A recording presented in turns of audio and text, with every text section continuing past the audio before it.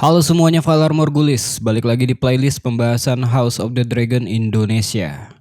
Mohon maaf agak telat, tapi akan saya usahakan untuk saya kejar semua pembahasan 3 episodenya dalam minggu ini. Seperti biasa, kalau untuk HOTD videonya akan dibagi menjadi 2 bagian. Pertama kita akan merekap seluruh cerita di dalam episodenya. Setelahnya kita akan membahas apa yang terjadi di dalam episode tersebut. Tentu aja video ini akan mengandung spoiler penuh untuk episode yang udah tayang, bahkan spoiler untuk masa depan dari serial ini. Oke teman-teman semuanya, kita mulai pembahasannya, and now your watch begins.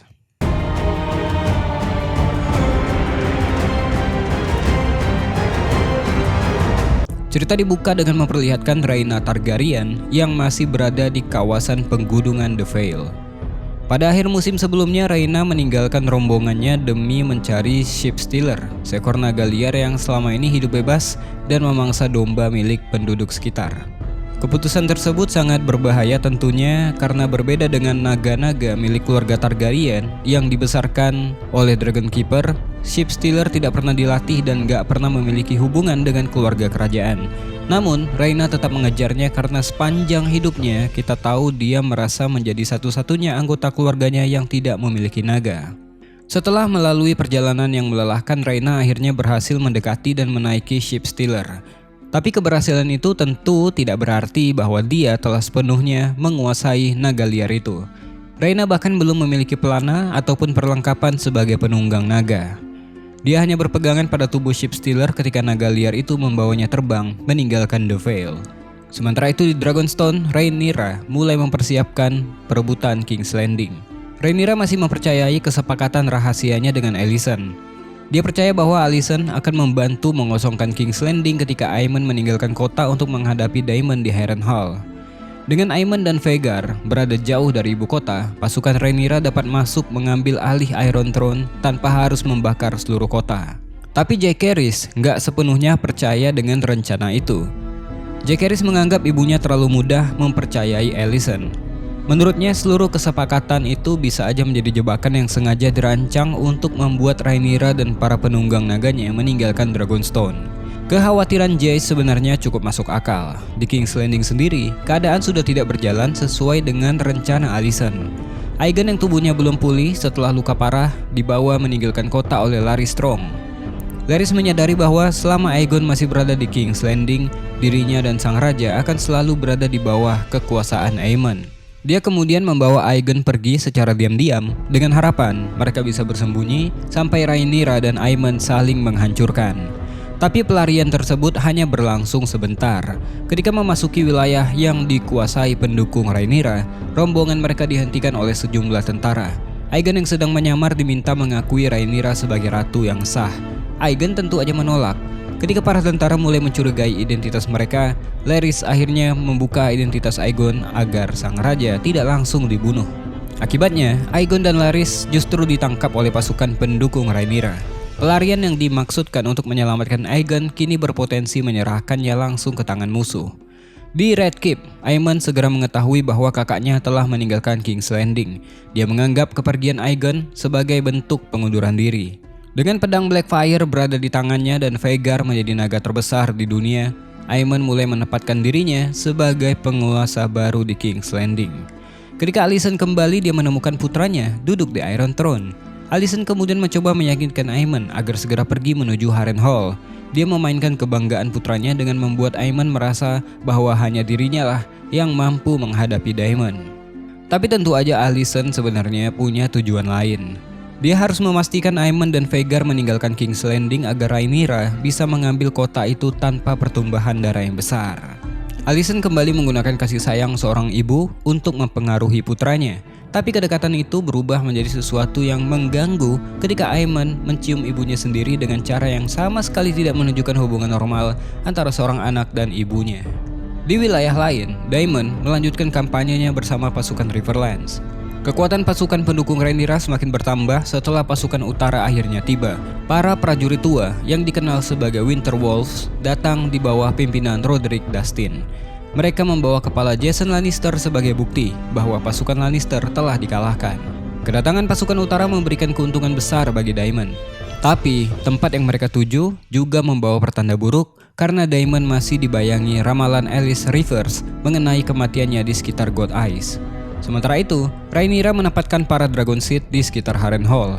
Hugh Hammer dengan Vermithor, Wolf White dengan Silverwing, dan Adam of Hall dengan Sea Smoke dipersiapkan untuk menyerang Aemon apabila dirinya tiba bersama Vhagar.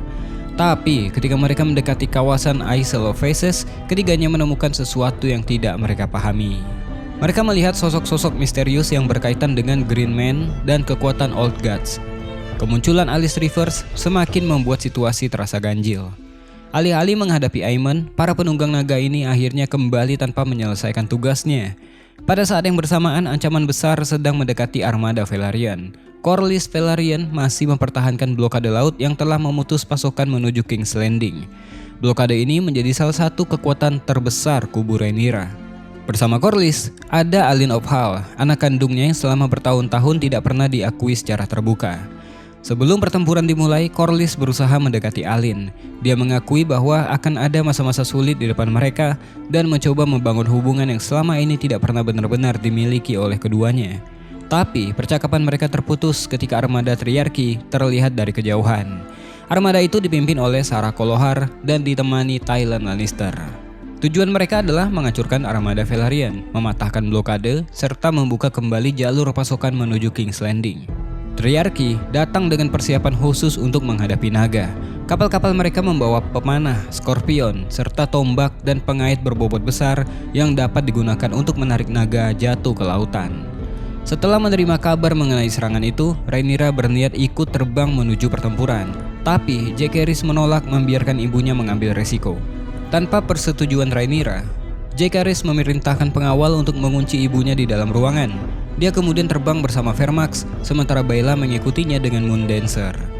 Keputusan ini bukan hanya untuk membantu Corlys. Dia ingin melindungi ibunya, tapi pada saat yang sama, Jaehaerys juga sedang berusaha membuktikan bahwa dirinya layak menjadi pewaris Rhaenyra. Sejak para Dragonseed berhasil menguasai naga-naga besar, posisi Jace sebagai seorang pangeran semakin terasa tidak istimewa. Dia memiliki darah Targaryen dan seekor naga, tapi selalu dibayangi pembicaraan mengenai identitas ayah kandungnya. Jaehaerys kemudian memasuki Battle of the Galley dengan membawa seluruh beban itu. Pertempuran segera berubah menjadi kekacauan. Jaehaerys dan Baela membakar kapal-kapal Triarchy dari udara, tapi jarak antara kapal Triarchy dan kapal Velaryon terlalu dekat sehingga mereka tidak bisa menggunakan api naga dengan bebas. Pasukan Triarchy juga telah menyiapkan senjata untuk menjatuhkan para naga. Salah satu pengait berbobot berhasil mengenai Vermax dan membuatnya kesulitan terbang.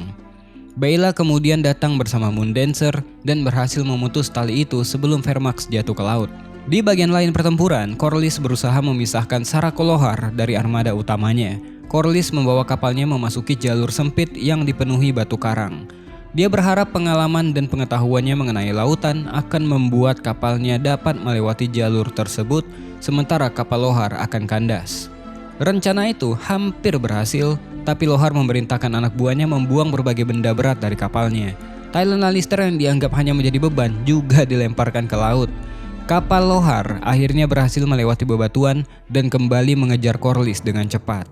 Ketika pertempuran semakin besar, Rhaena dan Shipstealer muncul dari udara. Rhaena melihat pertempuran di bawahnya dan mencoba memerintahkan Shipstealer menyerang musuh, tapi Shipstealer tidak bisa membedakan kapal Triarchy dan kapal milik Corlys. Naga liar itu mulai menyemburkan api ke arah siapapun yang berada di hadapannya. Rhaena memerintahkannya berhenti, tetapi Shipstealer tidak menuruti perintahnya. Baela yang tidak dapat melihat penunggang Shipstealer mengira seekor naga musuh telah memasuki pertempuran. Dia kemudian mengejar Shipstealer bersama Moondancer. Jaehaerys juga berusaha menyerang naga liar itu, tapi ketika sudah cukup dekat, Jaehaerys akhirnya menyadari bahwa orang yang berada di atas Shipstealer adalah Rhaena. Jaehaerys segera mengubah arah terbang dari Vermax agar tidak membakar sepupunya sendiri. Perubahan arah tersebut membuat Vermax terbang terlalu dekat dengan salah satu kapal Triarchy. Sebuah pengait berbobot kembali ditembakkan dan kali ini menembus tubuh Vermax. Beban yang terhubung dengan pengait tersebut menarik sang naga jatuh menuju lautan. Jaehaerys mencoba memerintahkan Vermax untuk terbang kembali, tapi Vermax terus saja tenggelam. Ketika menyadari bahwa naganya tidak dapat lagi diselamatkan, Jaehaerys melepaskan tubuhnya dari pelana dan berenang menuju permukaan. Tapi sebelum dirinya sempat menyelamatkan diri, pasukan Triarki mulai menembakkan anak panah kepadanya. Jaehaerys Velaryon akhirnya tewas sendirian di tengah lautan. Sementara itu, kapal Sarakolohar berhasil menabrak kapal Corlys. Pasukan Triarki kemudian menaiki kapal Velaryon dan pertempuran jarak dekat terjadi di atas geladak. Corlys dan Lohar akhirnya berhadapan secara langsung. Tapi ketika kapal mereka mulai hancur, Corlys terjatuh ke lautan. Alyn yang melihat ayahnya jatuh segera menyerang Lohar. Setelah pertarungan panjang, Alyn berhasil membunuh pemimpin armada Triarki tersebut. Pertempuran berakhir dengan kehancuran di kedua sisi. Sebagian besar armada Triarki dihancurkan, tetapi armada Velaryon juga mengalami kerugian besar.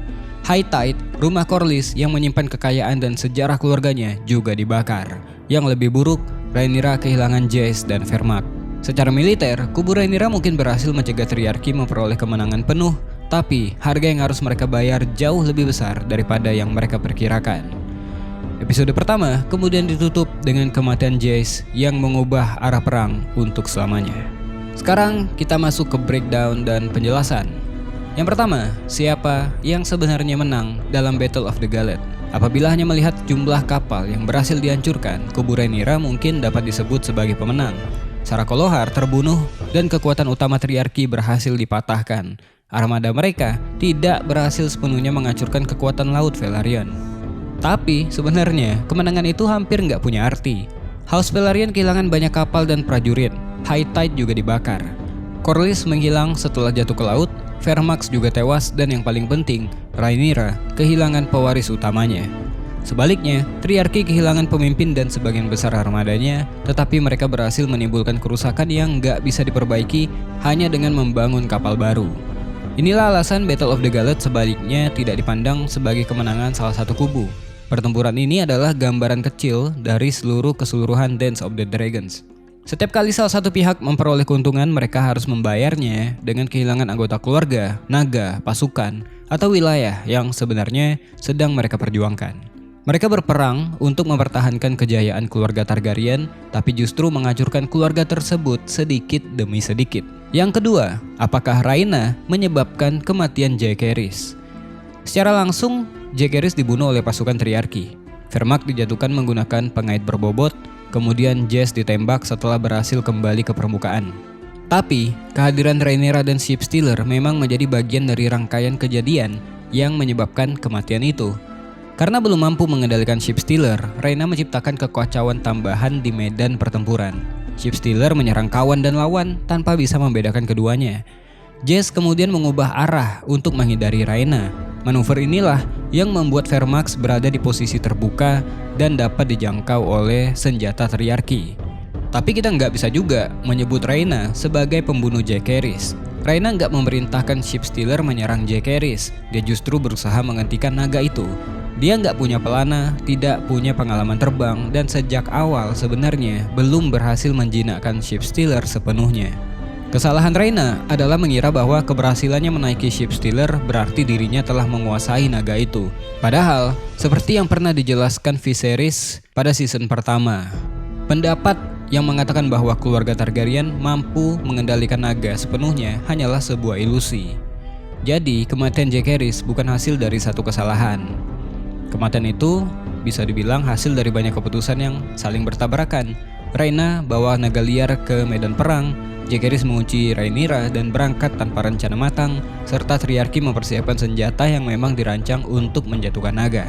Rhaena berperan dalam kekacauan ini, tapi dia bukan satu-satunya pihak yang bertanggung jawab. Yang ketiga, Jaehaerys meninggal sebagai pahlawan atau karena kecerobohannya sendiri. Jaehaerys masuk ke pertempuran, kita tahu karena dia ingin melindungi Rhaenyra. Dia mengetahui bahwa Rhaenyra udah kehilangan Lucerys. Karena itu Jaehaerys tidak ingin ibunya ikut mempertaruhkan nyawa dalam pertempuran Battle of the Galled. Tapi cara Jace melindungi Rhaenyra juga menunjukkan bahwa dirinya itu sebenarnya melewati batas. Dia mengunci ibunya sendiri yang notabene adalah seorang ratu di dalam kamarnya sendiri, mengambil alih keputusan militer, kemudian terbang menuju pertempuran tanpa kekuatan naga yang lengkap yang sebelumnya telah dipersiapkan. Di samping itu, Jaehaerys juga membawa beban pribadi. Selama ini orang-orang mempertanyakan apakah dia benar-benar anak Laenor Velaryon. Kehadiran para Dragon Seed juga semakin memperburuk kegelisahannya karena ternyata darah bangsawan bukanlah satu-satunya jalan untuk menjadi penunggang naga.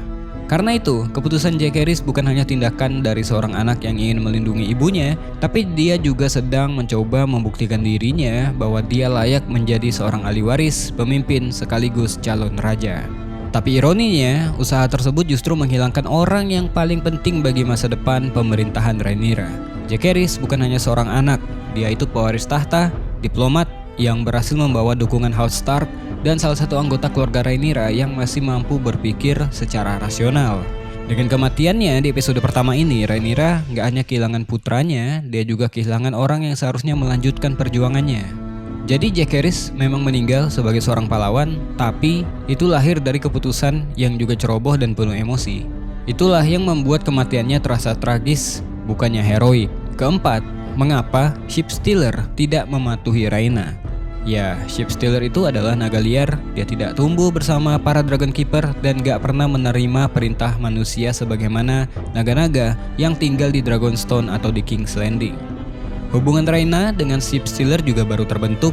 Rhaenyra mungkin berhasil membuat Ship Stealer menerima keberadaannya, tetapi keduanya belum memiliki ikatan mendalam seperti Daemon dan Caraxes atau Rhaenyra dengan Syrax. Ketika dibawa ke tengah pertempuran yang dipenuhi dengan api, darah, kapal, kemudian naga lain, tentu aja Ship Stealer kembali bertindak berdasarkan naluri liarnya. Dia tidak pernah memahami perbedaan antara pasukan Black dan pasukan Green. Baginya, semua yang berada di sekitar adalah ancaman. Adegan ini memperlihatkan bahwa naga bukan sekedar kendaraan atau senjata yang dapat diarahkan sesuka hati. Mereka itu makhluk hidup yang memiliki naluri dan kehendaknya sendiri. Rhaena memang berhasil menunggangi Ship Stealer, tapi di episode ini menunjukkan juga bahwa penunggang naga tidak selalu sama dengan pengendali naga. Yang kelima, perubahan besar dari buku Fire and Blood. Serial HOTD bisa dibilang melakukan perubahan cukup besar terhadap Battle of the Galley. Kalau di dalam buku, Ship Stealer bukan ditunggangi oleh Rhaena, melainkan seorang Dragon Seed bernama Nettles. Nettles berhasil mendekati Ship Stealer dengan memberikan domba secara rutin sampai naga itu menerima kehadirannya. Rhaena itu tidak pernah jadi penunggang Ship Stealer dalam versi buku. Selain itu, Nettles dan Ship Stealer juga tidak menyerang Jack Harris ataupun pasukan Rhaenyra. Mereka justru bertempur di sisi yang sama. Baela dan Moondancer juga tidak terlibat dalam Battle of the Galley versi buku. Sebaliknya, Adam, Hugh Hammer, Ulf, dan Nettles ikut membantu Jack Harris menghadapi Triarchy. Jadi serial ini tampaknya menggabungkan jalan cerita Nettles ke dalam karakter Rhaena. Dan juga sekalian menghemat anggaran CGI untuk menghadirkan 4 naga itu dalam satu adegan. Perubahan ini memberikan Rhaena peran yang lebih besar sebenarnya. Perubahan ini juga akan mempengaruhi banyak kejadian pada episode mendatang. Karena hubungan Nettles dengan Daemon menjadi bagian penting dari konflik antara Daemon dan Rhaenyra sebenarnya. HOTD juga menghilangkan sementara kejadian yang melibatkan kapal Gay Abandon. Kalau di dalam buku, kapal itu membawa Aegon kecil dan Viserys, putra Rhaenyra dan Daemon menuju Pentos. Kapal itu bertemu dengan armada Triarchy sebelum pertempuran Battle of the Galley. Aegon berhasil melarikan diri dengan naga kecilnya yaitu Stormcloud, tapi Viserys ditangkap. Peristiwa itulah yang awalnya menjadi pemicu Battle of the Galley kalau di buku. Dalam serialnya, konflik dibuat lebih langsung sebagai serangan Triarchy terhadap blokade Corlys. Kematian Jack Harris sendiri masih memiliki hasil yang hampir sama dengan yang di buku. Vermak dijatuhkan ke laut dan Jack Harris kemudian dibunuh oleh para pemanah Triarchy. Bedanya, serial menjadikan kekacauan yang disebabkan Ship Stealer sebagai faktor penting yang menempatkan Vermak dalam posisi berbahaya. Di series juga membunuh Sarah Colohar melalui tangan Alyn. Kalau di dalam buku, Lohar itu bertahan hidup setelah pertempuran. Jadi perubahan-perubahan ini membuat Battle of the Galley versi serial menjadi lebih personal. Pertempuran ini tidak hanya memperlihatkan kapal melawan naga, tapi juga menghubungkan kematian Jack Harris dengan Rhaena, Baela, Corlys, Alyn, dan seluruh keluarga Velaryon. Yang keenam, apa makna adegan Alicent dan Aemon? Adegan antara Alicent dan Aemon kemungkinan besar gak dimaksudkan sebagai hubungan yang romantis. Kalau menurut saya, adegan itu menunjukkan bagaimana hubungan ibu dan anak di dalam keluarga ini telah berubah menjadi permainan kekuasaan. Alicent menggunakan perhatian dan kasih sayangnya untuk mendorong Aemon supaya bisa pergi ke Harrenhal. Padahal secara nggak langsung dia sedang mengirim putranya menuju perang dan kemungkinan kematian. Aemon sebenarnya paham manipulasi itu. Kita bisa anggap ciuman yang dia kasih itu adalah sebagai caranya membalikan keadaan dan membuat Alicent merasa nggak nyaman. Kita tahu bahwa Targaryen menormalisasi perkawinan sedara, hubungan sedara, tetapi tentunya untuk keluarga Hightower itu adalah hal yang tabu. Aemon ingin menunjukkan bahwa Alicent gak lagi memiliki kendali atas dirinya. Alicent dulu membesarkan anak-anaknya menghadapi Rhaenyra, tapi setelah anak-anak itu berubah menjadi orang-orang yang berbahaya, Alicent baru menyadari bahwa dirinya gak bisa begitu aja meminta mereka untuk berhenti. Selanjutnya yang ketujuh, Corlys dan Alyne mulai bertukar posisi. Di Battle of the Galley menjadi episode penting bagi hubungan Corlys dan Alyne. Selama ini, Corlys dikenal sebagai pelaut terbesar di Westeros, tapi dalam pertempuran ini, dia membuktikan reputasi itu membawa kapalnya melewati jalur sempit yang hampir mustahil dilalui. Tapi pada akhirnya Alyne yang menyelesaikan pertempuran. Ketika Corlys jatuh ke laut, Alyne langsung take over menghadapi dan membunuh Sarah Clohar. Anak yang gak pernah diakui ini justru menjadi orang yang menyelamatkan kehormatan House Velaryon. Adegan ini memperlihatkan kemungkinan pergantian generasi. Corlys masih menjadi seorang legend, tapi peperangan mulai menuntut orang-orang baru untuk mengambil alih posisinya. Alyne sebenarnya nggak lagi menjadi anak buah di kapal Corlys. Dia mulai membuktikan bahwa dirinya mungkin merupakan pewaris yang paling layak bagi The Sea Snake. Terakhir, Battle of the Galley mungkin terlihat seperti kemenangan untuk kubu Rhaenyra. Tapi kemenangan itu membawa Rhaenyra semakin dekat menuju kehancurannya. Setelah kehilangan Lucerys, saat ini Rhaenyra kehilangan anak tertuanya yaitu Jaehaerys. Anak yang seharusnya menjadi penerusnya justru meninggal karena berusaha melindungi sang ibu.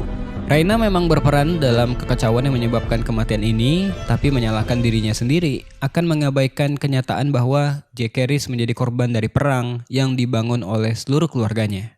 Perang ini sebenarnya dimulai untuk memperebutkan Iron Throne. Tapi perlahan-lahan tahta itu menjadi semakin tidak berarti dibandingkan dengan semua yang telah mereka korbankan. Kita lihat aja nanti, peristiwa Dance of the Dragons benar-benar akan menghancurkan semua orang yang akan terlibat di dalamnya. Mungkin itu aja buat episode 1.